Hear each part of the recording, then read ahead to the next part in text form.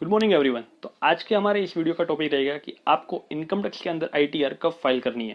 Means आपको income tax के अंदर आईटीआर फाइल करना कंपलसरी है या नहीं। चलिए स्टार्ट करते हैं वीडियो को। सबसे पहले तो इनकम टैक्स रिटर्न हम as per the income tax act 1962 के अंतर्गत फाइल करते हैं, जिसके अंदर हमें एक सेक्शन नंबर 139 दे रखी है। सेक्शन नंबर 139 हमें बताती है कि हमें इनकम टैक्स का रिटर्न कब फाइल करना है। अगर हम एक बार फाइल करते हैं तो हम उसे रिवाइज कर सकते हैं या नहीं कर सकते, और किन किन लोगों के लिए वो कंपलसरी है रिटर्न फाइल करना। चलिए देखते हैं। सबसे पहले कंपनी, पार्टनरशिप फर्म और एलएलपी, इन तीनों के लिए रिटर्न फाइल करना कंपलसरी है।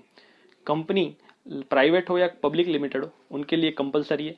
पार्टनरशिप फर्म में भी अगर आप रजिस्टर्ड हो या नहीं हो उससे कोई फर्क नहीं पड़ता, आपको रिटर्न फाइल करना कंपलसरी है। और एलएलपी को भी कंपलसरी है। इसके बाद अगर आप एक पर्सन हो जिसकी कोई असेट आउटसाइड इंडिया है और आप उस असेट के बेनिफिशियरी या फिर आप एक ओनर है या फिर आप एक साइनिंग अथॉरिटी है उस असेट के, तब भी आपको रिटर्न फाइल करना कंपलसरी है। ये उन्हीं लोगों को सिर्फ एप्लीकेबल होगा जो ROR है, means resident and ordinary resident है। ये क्या होता है इसके बारे में भी हम एक वीडियो बनाएंगे ताकि आप लोगों को ज़्यादा क्लियर हो जाए।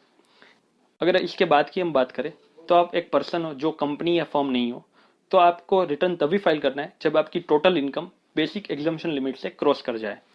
ये टोटल इनकम की कैलकुलेशन करते समय आपको दो चीज़ों का ध्यान रखना है। पहली कि आपको डिडक्शन अंडर चैप्टर 6A वाले नहीं लेने हैं, और ना ही आपको एग्जम्पशंस क्लेम करने हैं। एग्जम्पशन सारे नहीं, बट आपको सिर्फ 54 वाले एक्सक्लूड कर देने हैं टोटल इनकम की कैलकुलेशन करते समय। ठीक है। और अगर आप इन दोनों को एक्सक्लूड करते हैं, अगर आपकी इनकम बेसिक एग्जम्पशन लिमिट जो कि हमें फाइनेंस एक्ट के अंतर्गत हर साल बताई जाती है उससे एक्सीड कर जाती है, तो आपको रिटर्न फाइल करना कंपलसरी है। इसके अलावा तीन और कंडीशंस प्रोविजो के द्वारा ऐड की गई है फाइनेंस एक्ट 2019 से।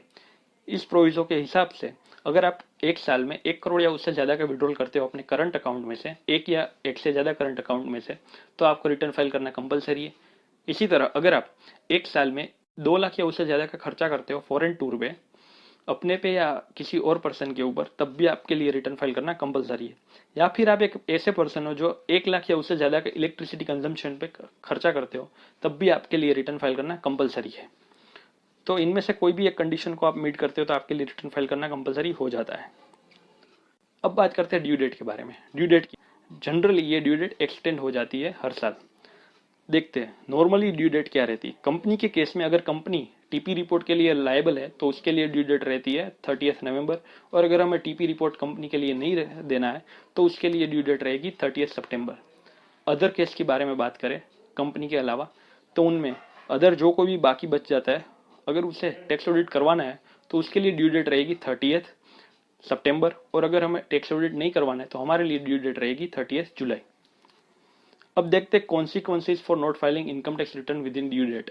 ड्यू डेट के अंदर अगर हम रिटर्न फाइल नहीं करते तो हमें इंटरेस्ट, पेनल्टी, लेट फीस लगाई जा सकती है। Thanks for watching video.